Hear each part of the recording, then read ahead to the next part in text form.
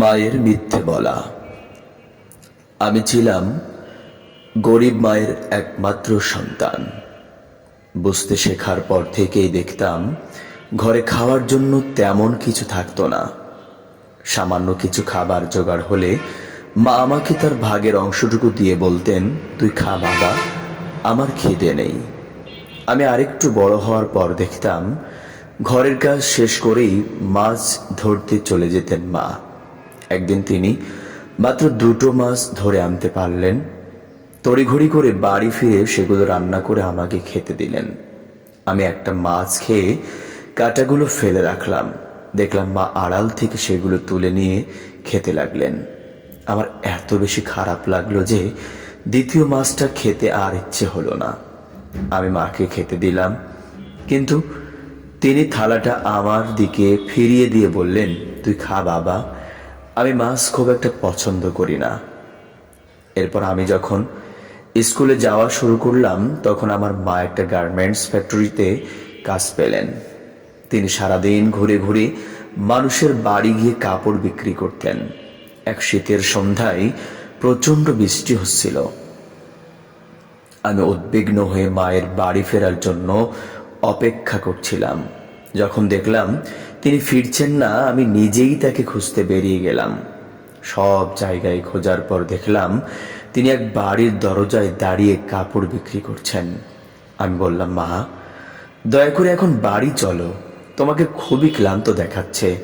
তিনি মমতার দৃষ্টিতে আমার দিকে তাকিয়ে বললেন, বাবা, আমি একদমই ক্লান্ত নই।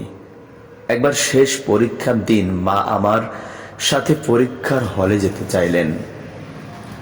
কাঠফাটা রোদে হলের বাইরে দাঁড়িয়ে থেকে তিনি আমার পরীক্ষা ভালো হওয়ার জন্য দোয়া করতে লাগলেন। আমি পরীক্ষা দিয়ে বাইরে বেরিয়ে এলে তিনি দৌড়ে এসে আমাকে আখের রস খেতে দিলেন। আমি তৃপ্তির সাথে গ্লাসের অর্ধেকটা পান করলাম। লক্ষ্য করলাম তার মুখ ঘামে ভিজে গেছে। তাই গ্লাসটা তার দিকে বাড়িয়ে দিয়ে বললাম, নাও মা, এটুকু তুমি খাও। তিনি বললেন, না বাবা, তুই খা, আমার একদমই তেষ্টা পায়নি। আমি যখন খুব ছোট তখনই আমার বাবা মারা যান। সংসারের সমস্ত বোঝা মাকে একাই বইতে হয়। সংসার চালাতে গিয়ে মাকে রীতিমতো সংগ্রাম করতে হতো। প্রায়ই আমাদের বাড়িতে কোনো খাবার থাকতো না। আমার এক চাচা অনুগ্রহ করে মাঝে মধ্যে আমাদের জন্য কিছু খাবার পাঠাতেন। আমাদের দুরবস্থা দেখে প্রতিবেশীরা মাকে আবার বিয়ে করতে বলতো, কারণ তিনি তখনও অল্প বয়সী ছিলেন। তারা বলতো, বিয়ে করলে তোমার স্বামী তোমাকে সাহায্য করতে পারবে। কিন্তু মা আমার দিকে তাকিয়ে মাথা নেড়ে বলেছিলেন, না, আমার কোনো সাহায্যের দরকার নেই।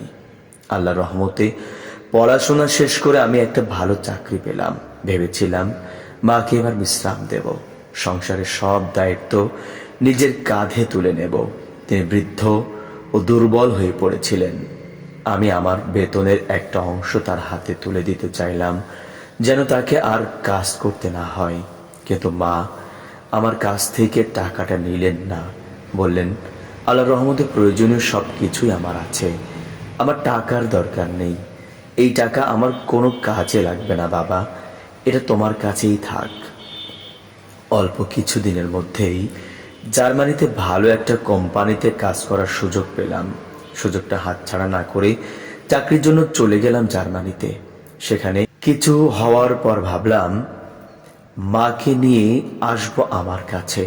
তাকে ফোন করে নিজের ইচ্ছের কথা জানালাম, কিন্তু এতে আমার ঝামেলা হবে এই চিন্তা করে তিনি বললেন, বাবা, তুই তো জানিস নিজের দেশে থাকতে আমি পছন্দ করি। দেশ ছেড়ে অত দূরে আমি থাকতে পারবো না, আমি এখানেই ভালো আছি। অতিরিক্ত কাজ করার কারণে মা বয়স বাড়ার সাথে সাথে খুব দুর্বল হয়ে পড়েছিলেন। আমি অনেক দূরে থাকায় প্রায়ই তিনি মনে কষ্টে ভুগতেন। হঠাৎ একদিন তার ক্যান্সার ধরা পড়ল। জানতে পেরে সব ছেড়ে দিয়ে আমি ছুটে এলাম মাকে দেখতে। তিনি তখন মৃত্যুশয্যায়। আমার দিকে তাকিয়ে হাসলেন, কিন্তু তিনি এতই দুর্বল ছিলেন যে চোখ দুটি মেলে রাখতে পারছিলেন না। তাকে এমন করুণ অবস্থায় দেখে আমি আর সহ্য করতে পারলাম না, কান্নায় ভেঙে পড়লাম। অশ্রু গড়িয়ে তার গায়ে পড়লে তিনি চোখ খুলে আমার দিকে তাকিয়ে বললেন, কাঁদিস না বাবা, আমি তো ঠিকই আছি, একদমই কষ্টই হচ্ছে না আমার। সেইবার শেষবারের মতো মা আমাকে মিথ্যা বললেন। তারপর তিনি চোখ বন্ধ করে চিরদিনের মতো ঘুমের কোলে ঢলে পড়লেন। مضل قبيل تبختر ترجل بصوت